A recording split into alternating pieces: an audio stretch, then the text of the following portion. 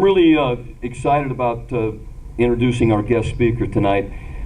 Craig Mortensen has been such a good man to me and such a good sounding board, if you will, and has so much respect around this county that it's phenomenal. And we are in the process right now of nominating him for the CHSA Hall of Fame.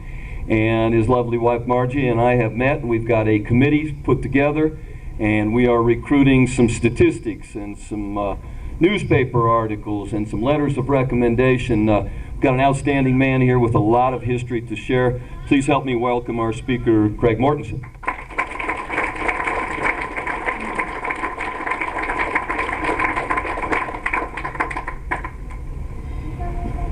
No, you're going to get over here. Thanks, man. Glad you're here.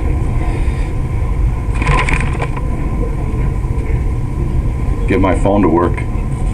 Maybe I can give a talk here.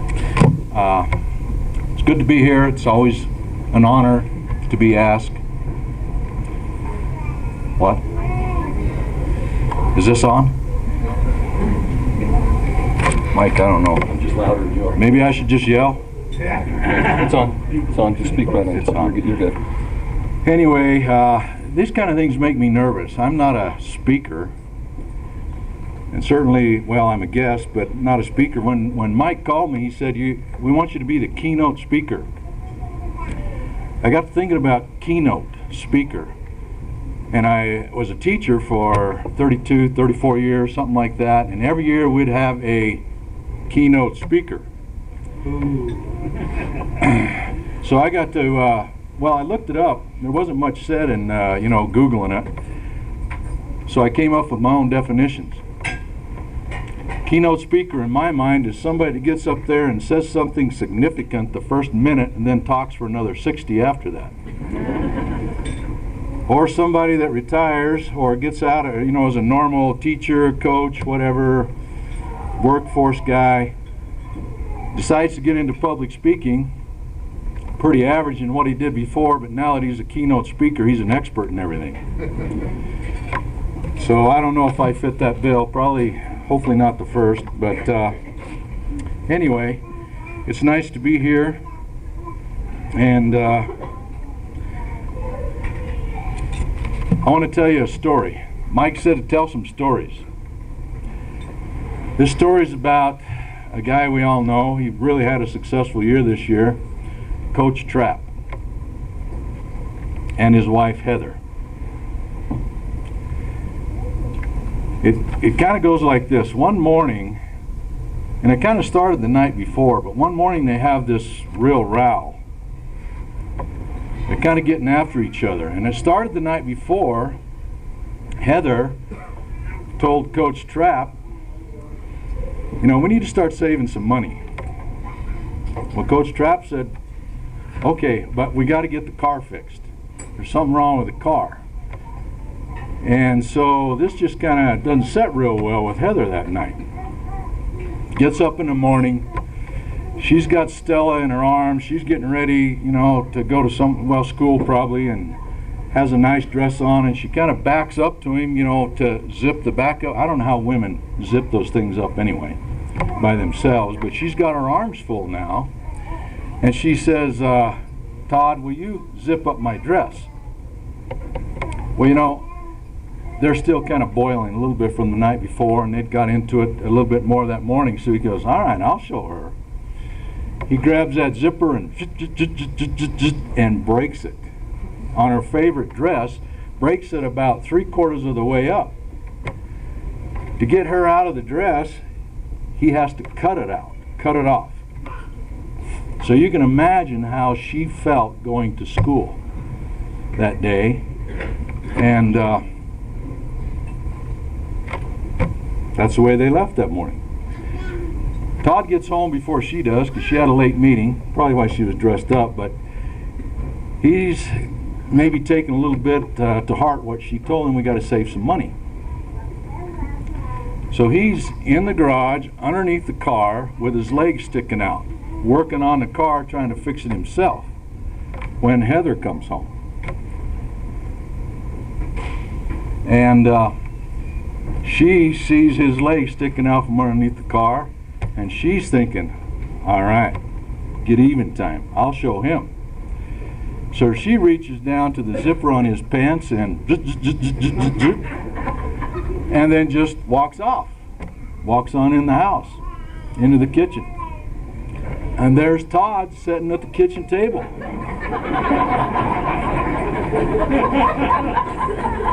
And she goes, what are you doing here? He goes, well, this is where I live. And so anyway, she explained what had happened. She goes, well, who's under the car? He says, the neighbor across the street. You know, he knows how to work on cars, and he saw me working on it, came over to help me out. So she explains to him what she had done, and she goes, we got to go apologize, and you got to tell him what happened. And so they go out there, they call out the guy's name, Dave. No response. No response, doesn't move. So what Todd does, he reaches down, he grabs him, he pulls him out from underneath the car, and he's unconscious with his head all bloody from each time there was a zipper. He's banging his head on the underneath side of the car. And anyway, it's quite a situation. But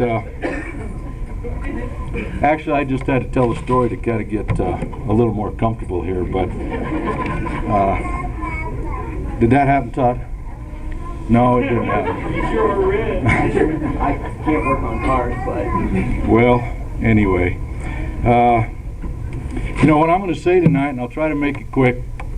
Don't go too long, but it's going to be a repeat of probably what, and this is to the athletes, to the young athletes, it's going to be a repeat from what your parents have probably told you many times, your coaches have told you many times, and so I'm just going to be a repetitive guy, you know. And when we do drills and everything in sports, repetition is how you learn and how you get it done.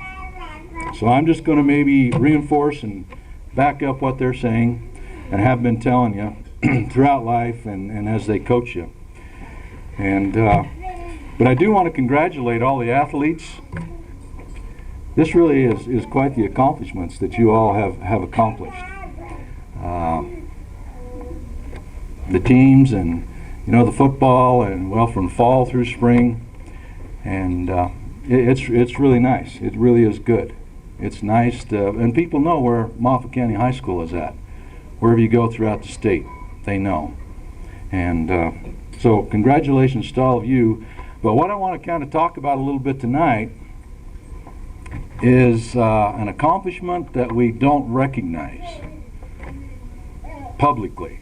We don't give awards. We don't give letters. We don't give certificates of participation and things like that. But it's something that every athlete achieves. From the freshman to the senior to the person that's as fast as Caleb Pint to the people that are not that fast, to the strongest, to those that aren't quite that strong, to the tallest, to the not so tall, and on and on. And really what that accomplishment is, and there isn't any way that we can give an award for that. And what that is learning. What we learn from sports and from participating and competing in athletics.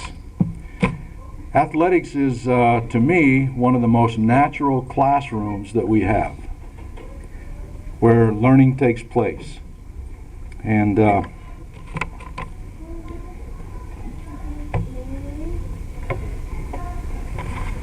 we all know that what we learn, well, we know some of those principles that are learned, like discipline, dedication, teamwork, persevering, enjoying when things are good, learning to deal with things when it's not so good. But in fact, I was reading in the paper about the 6 is it 6? 3 girls, 3 boys that are nominees for the Outstanding Male and Female Athlete Award, and what they quick mention about what they'd learned, and all those things are really important. But I want to mention one thing that in our learning process that I think is most important in athletics, and that is that giving of yourself to something that is bigger than you. Now, when I say bigger, that doesn't mean better than you, because the individual is still the most important part of the athletic puzzle. But something that's bigger. We learn to give, and usually it happens in a unnoticed way, like helping a teammate, helping someone that's alone, that needs somebody to just say hi. When I was in the school, every day, I would see someone who was alone. All alone. Now, I don't know if it was by choice or not. Sometimes I had the time, or whatever, I'd take the time, I should say, to go up and say hi to them. They really weren't looking for a hi from an older guy, but what they really needed was hello or a friendship from a younger person, from you.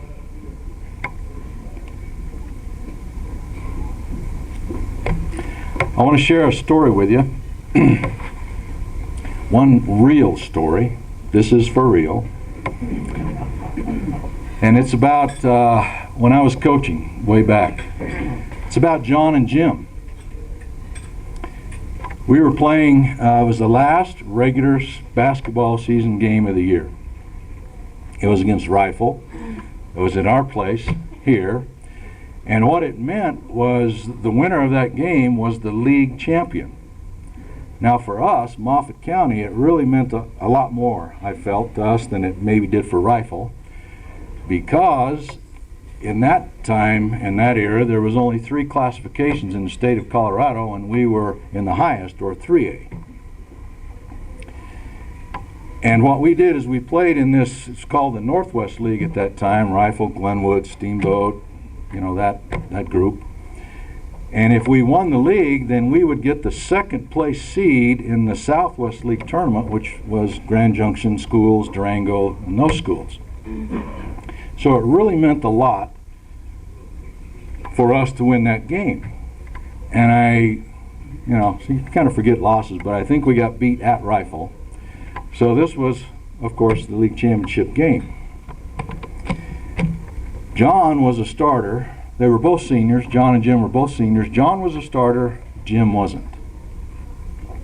I was back in my office, which I'm always, before a game, kind of collecting thoughts a little bit. John comes back to me and he says, hey, Coach, are you going to start Jim tonight? It's the last home game. It really would be nice. And I just looked up and said, no, I'm not. Big game. I was thinking about winning and our best chances, getting off to a good start. Well, John persisted. He didn't just take no for an answer. He stayed with me. He says, Coach, it would mean quite a bit to Jim if he could start tonight. And I explained myself a little bit and just said, well, John, don't you recall or know that this is really a big game and very, very important? And Jim, he played minutes. He played significant minutes, but I said, no, I don't think so. Not tonight. John did not give up. He said, Coach, this would really mean a lot to Jim. And he'll be fine. He'll do real well. I know he will. And he said, we'll all help him to make sure that he does real good. Well, after some pleading, I said, okay, we'll start it. So we started Jim that night. Jim had a phenomenal game. He just had an unreal game. He even made one basket, drove baseline, was kind of behind the backboard, which is not a real great place to be in basketball. Tried to come up around and flip it up. Well, the ball went up through the rim, which is a violation automatically. Came back down through the rim. The refs missed it and counted it. Went on to have a good game, but the point being is I've never seen Jim so happy and feel so good about himself. John was right, I was wrong. John was thinking about the individual and how to help him. He knew that it would really mean a lot to Jim.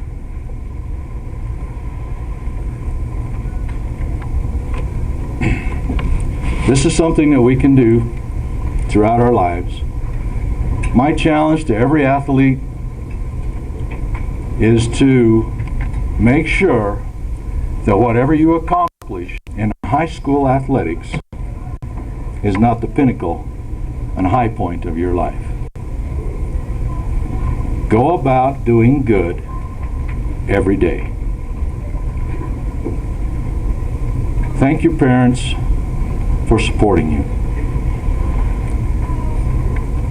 Thank your coaches for coaching you.